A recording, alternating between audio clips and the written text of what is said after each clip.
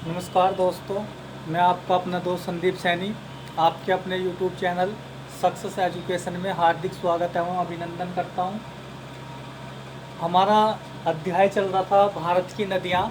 तो भारत की नदियों पर आज हमारा ये तीसरा लेक्चर है, जिसमें हम पढ़ रहे हैं आज गंगा नदी तंत्र। इससे पहले हमने पढ़ा था ब्रह्मपुत्र नदी तंत्र। तो गंगा नदी तंत्र भारत का गंगा नदी तंत्र भारत का सबसे बड़ा नदी तंत्र है। गंगा नदी तंत्र भारत का सबसे बड़ा क्या है? नदी तंत्र है, या कह सकते हैं कि भारत का सबसे बड़ा जल ग्रहण क्षेत्र किसका है? तो भी गंगा नदी का है। जल ग्रहण क्षेत्र या गंगा नदी तंत्र एक ही बात है। अब जो गंगा नदी है वो अपनी सहायक नदियों का जल लेकर, जिस समुचित क्षेत्र का जल लेकर प्रवाहित होती है, उसे क्या कहा जाता है? नदी तंत्र कहा जाता है। आप देख रहे हैं नीले कलर की जो लाइन है, ये गंगा नदी बनी है, और ये ब्लैक कलर की क्या है? ये इसकी सहायक नदियां हैं इसकी गंगा की। तो आप हेडिंग डालेंगे गंगा नदी तंत्र। गंगा नदी एक अंतर्राष्ट्रीय नदी है। ये दो देशों से होकर प्रवाहित होती है, एक भारत और दूसरा बांग्लादेश। दूसरा पॉइंट लेंगे, गंगा नदी का निर्माण दो धाराओं के मिलने से होता है। गंगा नदी का निर्माण दो धाराओं के मिलने से होता है। वे दो धाराओं का नाम है, एक अलकनंदा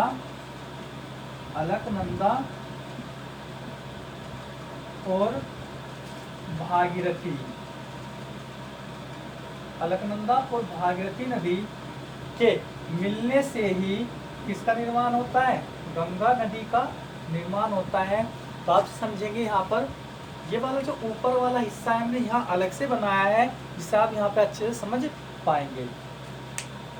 सबसे पहली बात, जो अलकनंदा नदी है, अलकनंदा नदी का निर्माण भी दो धाराओं के मिलने से होता है। एक है धौली गंगा नदी, तो दो नदियों के मिलने से होता है। एक है धौली गंगा नदी और दूसरी है विष्णु गंगा नदी। विष्णु गंगा नदियाँ। अब इस वाले हिस्से को आप यहाँ पे देखेंगे, उत्तराखंड भारत के उत्तराखंड राज्य में एक ग्लेशियर है जिसका नाम है सतोपत ग्लेशियर। सतोपत ग्लेशियर से दो नदियाँ निकलती हैं, एक नाम है धौली गंगा और एक का नाम है विष्णु गंगा नदियाँ, जो मैंने यहाँ पे लिखा था, ये वाला हिस्सा है ना। यहाँ पे धौली गंगा और विष्णु गंगा नदियाँ सतोपत ग्लेशियर से निकलती हैं और विष्णु प्रयाग में मिलती हैं। जब धौली गंगा विष्णु गंगा नदियाँ सतोपत ग्लेशियर से निकलकर विष्णु प्रयाग में मिलती हैं तो अलकनंदा नदी का निर्माण करती है। किसका निर्माण करती है? अलकनंदा का। जब अलकनंदा नदी विष्णु प्रयाग से आगे बढ़ती है तो कर्ण प्रयाग में पिंडार नदी आकर अलकनंदा नदी से मिल जाती है, और कर्ण प्रयाग से आगे बढ़ने पर अलकनंदा नदी से रुद्रप्रयाग में मंदाकिनी नदी आकर मिलती है। प्रश्न पूछा जाएगा कि रुद्रप्रयाग में अलकनंदा नदी से कौन सी नदी आकर मिलती है? तो आप बताओ कि मंदाकिनी नदी। और रुद्रप्रयाग से अलकनंदा नदी जब आगे बढ़ती है, ठीक है, और इधर उत्तराखंड में उत्तरकाशी जिले में गंगोत्री ग्लेशियर से एक नदी निकलती है जिसका नाम है भागीरथी नदी। तो भागीरथी नदी उत्तराखंड में उत्तरकाशी जिले से के गंगोत्री ग्लेशियर से निकलती है और उत्तराखंड में ही देवप्रयाग में मिल जाती है। किससे? अलकनंदा से। भागीरथी और अलकनंदा की संयुक्त धाराओं को देवप्रयाग में गंगा कहा जाता है। क्या कहा जाता है? गंगा कहा जाता है। यहाँ तक आप समझ गए होंगे अच्छे से। तो गंगा नदी भारत के 5 राज्यों से होकर प्रवाहित होती है। कितने? 5। कौन कौन से? यहाँ पे लिख रहा हूँ मैं। उत्तर प्रदेश, उत्तराखंड से निकलती है, उत्तर प्रदेश में जाती है, फिर बिहार में, फिर उसके बाद झारखंड में जाती है, झारखंड के बाद वेस्ट बंगाल पश्चिम बंगाल में। तो गंगा नदी भारत के 5 राज्यों से प्रवाहित होती है, उत्तराखंड, उत्तर प्रदेश, बिहार, झारखंड और पश्चिम बंगाल। गंगा नदी सबसे अधिक दूरी, सर्वाधिक दूरी उत्तर प्रदेश में तय करती है, जबकि सबसे कम दूरी झारखंड में तय करती है। तो सर्वाधिक दूरी कहाँ तय करती है? उत्तर प्रदेश में। सबसे कम दूरी कहाँ तय करती है? झारखंड में तय करती है गंगा नदी। जब गंगा नदी उत्तराखंड से होकर उत्तर प्रदेश, बिहार, झारखंड और पश्चिम बंगाल में पहुंचती है तो पश्चिम बंगाल में गंगा नदी को भागीरथी नदी के नाम से भी जाना जाता है। यहाँ पे तो भागीरथी कहा ही जा रहा है उत्तराखंड में, लेकिन कहाँ पे? पश्चिम बंगाल में। और पश्चिम बंगाल में गंगा नदी अपने दो धाराओं में बट जाती है। मुख्य धारा गंगा से भागीरथी कहा जाता है, वो बांग्लादेश में चली जाती है, जिसे बांग्लादेश में पद्मा के नाम से जाना जाता है। और जो इसकी दूसरी धारा है वो पश्चिम बंगाल में दक्षिण की ओर प्रवाहित होती है, जिसे पश्चिम बंगाल में हुगली नदी के नाम से जाना जाता है। और हुगली नदी के तट पर ही पश्चिम बंगाल की राजधानी कोलकाता या कोलकाता बंदरगाह भी है, और कोलकाता उसकी राजधानी भी है। इस नदी के तट पर है, हुगली नदी के तट पर ही स्थित है। छोटा नागपुर पठार के बीचों बीच अपनी भ्रंश घाटी में पूर्व की ओर प्रवाहित होती है दामोदर नदी, और दामोदर नदी हुगली नदी में ही अपना पानी मिला देती है, और हुगली नदी के माध्यम से ही कहाँ गिराती है? बंगाल की खाड़ी में गिराती है। फजल कौन सी नदी? दामोदर हुगली। ठीक है। जब मुख्य धारा पद्मा कहलाती है बांग्लादेश में, तो इधर से एक नदी बहकर आती है, नाम है ब्रह्मपुत्र नदी। ब्रह्मपुत्र नदी को बांग्लादेश में जमुना के नाम से जाना जाता है। और जब पद्मा और जमुना दोनों की संयुक्त धारा बांग्लादेश में मिलती है तो इनकी संयुक्त धारा को पद्मा कहा जाता है। क्या कहा जाता है? पद्मा।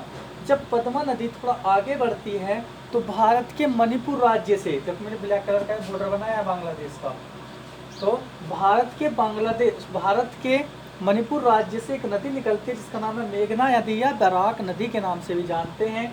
मेघना नदी पद्मा से आकर के मिल जाती है। मेघना नदी पद्मा से आकर मिलती है और इनकी संयुक्त धाराओं को मेघना नदी कहा जाता है। क्या कहा जाता है? मेघना नदी। और मेघना नदी के माध्यम से ही गंगा और ब्रह्मपुत्र नदियाँ अपना जल बंगाल की खाड़ी में गिराती हैं। यहाँ तक आप लोगों को समझ आया होगा। अब गंगा और ब्रह्मपुत्र नदियाँ मिलकर, मैं इसे मिटा दे रहा हूँ,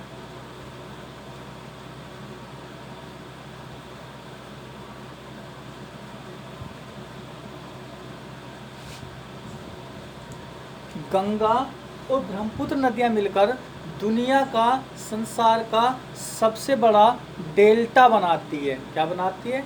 डेल्टा। अब डेल्टा होता क्या है? जब नदियाँ पहाड़ी क्षेत्र से निकलती हैं तो वो क्या करती हैं? हिमालय को काटकर वहाँ से मिट्टी, रेत, बालू, अवसाद, निक्षेप दौड़ लेकर आती हैं। तो जब एक समतल मैदान में पहुँचती है तो क्या करती है? वो अपने द्वारा बहाकर लाया गया मलबा, जो बालू, रेत, मिट्टी है, उसे अपने मुहाने पर लगा देती है ना। अब जब वो आगे नहीं बढ़ पाती तो क्या होता है? कई धाराओं में बट जाती है। जैसे कोई नदी बहकर आ रही है, अब यहाँ पे क्या है? ये समुद्र तट है, तो समुद्र तट तक पहुँचते पहुँचते यह नदी कई धाराओं में क्या हो जाती है? बट जाती है, और एक डेल्टा का आकार बन जाता है, जिसे क्या कहा जाता है? डेल्टा। नदी क्या हो जाती है? कई धाराओं में विभक्त हो जाती है, और डेल्टा हमेशा नदी की तरफ आगे की ओर क्या होता है? बढ़ा हुआ होता है। तो गंगा और ब्रह्मपुत्र नदियाँ दुनिया का सबसे बड़ा डेल्टा का निर्माण करती है, और इस डेल्टे को नाम दिया गया है सुंदरवन का डेल्टा। दुनिया का सबसे बड़ा डेल्टा सुंदरवन का डेल्टे का निर्माण करती है। ठीक है। इसका नाम सुंदरवन क्यों दिया गया? क्योंकि गंगा और ब्रह्मपुत्र नदियों के बीच का जो ये क्षेत्र है, हुगली से लेकर के मेघना नदी तक का जो क्षेत्र है, इसे सुंदरवन डेल्टा कहा जाता है। क्योंकि इस डेल्टा पर सुंदरी नामक घास की बहुलता है, या वृक्ष की बहुलता होने के कारण इसे नाम दिया गया है सुंदरवन का डेल्टा। यहाँ पर मैंग्रोव वनस्पति का क्षेत्र सर्वाधिक है। यहाँ पर कौन सी वनस्पति पाई जाती है? मैंग्रोव वनस्पति। मैंग्रोव वनस्पति एक क्या होती है? बहुत ही कठोर लकड़ी होती है उसकी, जो एक खारे पानी में रहती है ना। जो वृक्ष होता है एक दलदली क्षेत्र में उगने वाला पौधा होता है, इसे क्या कहा जाता है? मैंग्रोव वनस्पति। मैंग्रोवा का वन भी पाया जाता है कहाँ पर? सुंदरवन डेल्टा पर। और यहाँ पर एक पाया जाता है कैजुरीना। कैजुरीना वनस्पति पाई जाती है। मैंग्रोव और सुंदरी नामक वृक्ष कहाँ पाए जाते हैं?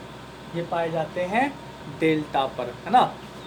प्रश्न आता है कि भारत में सर्वाधिक मैंग्रोव वनस्पति वाला राज्य कौन सा है? तो कौन सा है? देखो यहाँ पे बांग्लादेश भी आ रहा है, पश्चिम बंगाल भी आ रहा है। तो भारत में सर्वाधिक मैंग्रोव वनस्पति पाई जाती है गुजरात में। कहाँ पाई जाती है? गुजरात राज्य में पाई जाती है। दूसरे नंबर पर आंध्र प्रदेश में और तीसरे नंबर पर पश्चिम बंगाल में पाई जाती है। कौन सी? मैंग्रोव वनस्पति। सुंदरवन के डेल्टा में बंगाल टाइगर पाया जाता है। क्या पाया जाता है? बंगाल टाइगर। प्रश्न आता है कि बंगाल टाइगर कहाँ पाया जाता है? सुंदरवन डेल्टा में पाया जाता है बंगाल टाइगर। तो आप लोगों ने पढ़ा गंगा नदी के बारे में। आगे आप लिखेंगे हेडिंग गंगा की सहायक नदियाँ। गंगा की सहायक नदियाँ जो उत्तर से हिमालय से निकलकर गंगा के बाएं तट पर मिलती हैं। कुछ ऐसी नदियाँ जो प्रायद्वीपीय भारत के पठार से निकलकर गंगा में प्रत्यक्ष रूप से या अप्रत्यक्ष रूप से क्या करती हैं? पानी मिलाती हैं। तो हम बात कर रहे हैं सबसे पहले प्रायद्वीपीय भारत के पठार से निकलकर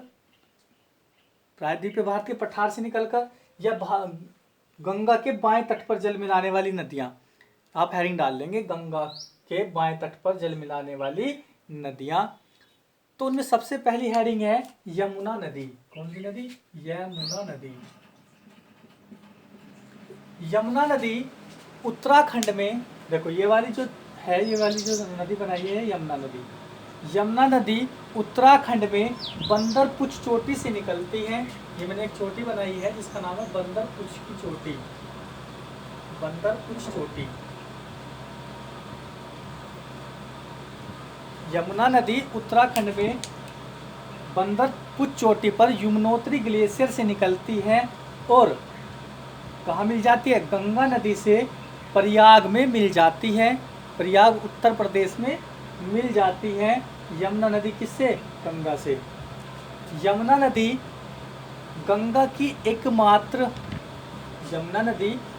की एकमात्र ऐसी सहायक नदी है, मतलब हिमालयी सहायक नदी है जो गंगा के बाएं तट पर अपना जल मिलाती है। देखो प्रायद्वीपीय भारत के तट पठार से निकलने वाली नदियाँ सारी कहाँ जा रही हैं? बाएं तट पर। लेकिन और नदी तो ऐसी नहीं है जो हिमालय से निकल रही हो, कहाँ मिल रही हो? गंगा के बाएं तट पर। तो एकमात्र हिमालयी सहायक नदी है गंगा की यमुना, जो बाएं तट पर उससे पानी मिलाती है। बात क्लियर हुई? अब दूसरी हेडिंग डालेंगे आप।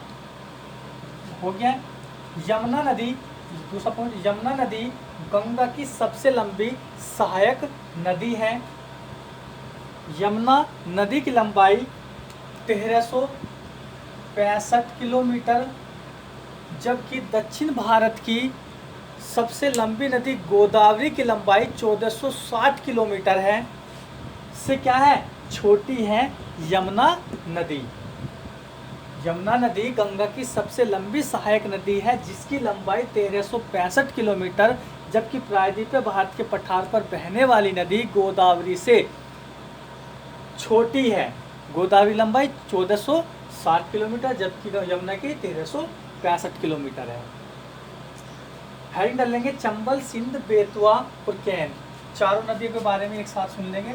चंबल, सिंध, बेतवा और केन नदियाँ। चंबल, सिंध, बेतवा और केन नदियाँ प्रायद्वीपीय भारत के पठार के अंतर्गत मालवा पठार से निकलती है। कहाँ से निकलती हैं?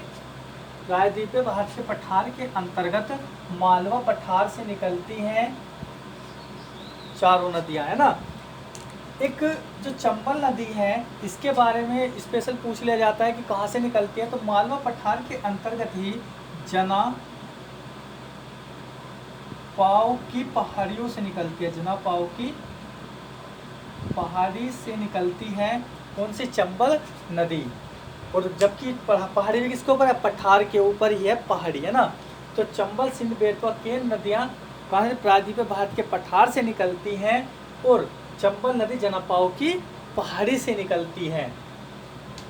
चंबल सिंध बेतवा और केन नदियाँ प्रत्यक्ष रूप से गंगा को जल नहीं देती, ये अपना जल देखो अप्रत्यक्ष रूप से देती है, किसके माध्यम से, देखो यमुना नदी आ रही है, तो चंबल सिंध बेतवा और केन नदियाँ अपना पानी यमुना नदी को देती है और यमुना नदी किसे देती है, गंगा को।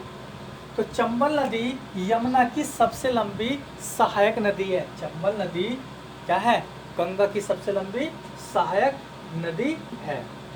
अब लिखेंगे आप, टोंस और सोन नदियाँ ये गंगा को प्रत्यक्ष रूप से अपना पानी देती हैं, है ना। टोंस और सोन नदियाँ क्या कर रही है, देखो गंगा नदी को प्रत्यक्ष रूप से जल देती है। टोंस नदी इलाहाबाद में ही गंगा नदी से मिल जाती है। इलाहाबाद का दूसरा नाम प्रयागराज, है ना। तो टोंस नदी प्रयागराज में अपना पानी मिला देती है गंगा से, जबकि सोन नदी बिहार की राजधानी पटना के समीप गंगा नदी से मिल जाती है। सोन नदी के बारे में समझेंगे थोड़ा सा। सोन नदी प्रायद्वीपीय भारत के पठार के अंतर्गत सतपुड़ा पहाड़ियों को, जिसने सतपुड़ा पहाड़ी नहीं पड़ी है तो प्रायद्वीपीय भारत के पठार की जो वीडियो है उसे जाकर देखिएगा। जो सोन नदी है प्रायद्वीपीय भारत के पठार के अंतर्गत हमने सतपुड़ा पर्वत श्रेणी बताई थी, और सतपुड़ा पर्वत श्रेणी की 3 पहाड़ियाँ बताई थी। सबसे पश्चिमी राजपीपला, मध्य वाली महादेव और सबसे पूर्वी मैकाल पहाड़ी। तो मैकाल पहाड़ी की सबसे ऊंची चोटी अमरकंटक से निकलती है सोन नदी। कहाँ से निकलती है, मैकाल पहाड़ी मध्य प्रदेश छत्तीसगढ़ के बीच सीमा रेखा का निर्धारण करती है। उसकी सबसे ऊंची चोटी का नाम क्या है, अमरकंटक। वहाँ से निकलती है सोन नदी। वहाँ से मैंने 3 नदियाँ बताई थी, सोन, तवा और नर्मदा, है ना। हम सोन की बात कर रहे हैं। और सोन नदी उत्तर की ओर प्रवाहित होते हुए बिहार की राजधानी पटना के समीप गंगा नदी से मिल जाती है। कौन सी नदी, सोन नदी। समझ आया। आगे लिखेंगे आप लोग, हिमालय की सहायक नदियाँ जो बाएं तट पर क्या मिलाती हैं, अपना मुहाना बनाती हैं। बाएं तट पर का मुहाना बनाती हैं। तो गंगा के बाएं तट पर जल मिलाने वाली नदियाँ का क्रम इस प्रकार है, रामगंगा, गोमती, घाघरा, गंडक, कोसी, महानंदा। कौन सी है, महानंदा। रामगंगा, गोमती और घाघरा नदियाँ उत्तर प्रदेश में बहती हैं। रामगंगा, गोमती और घाघरा नदियाँ, ये तीनों नदियाँ उत्तर प्रदेश में बहती हैं, जबकि गंडक और कोसी नदियाँ बिहार में बहती हैं, जबकि महानंदा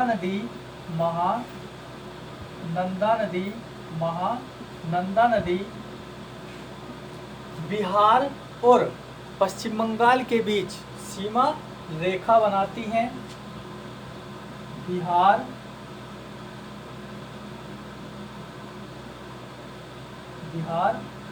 और पश्चिम बंगाल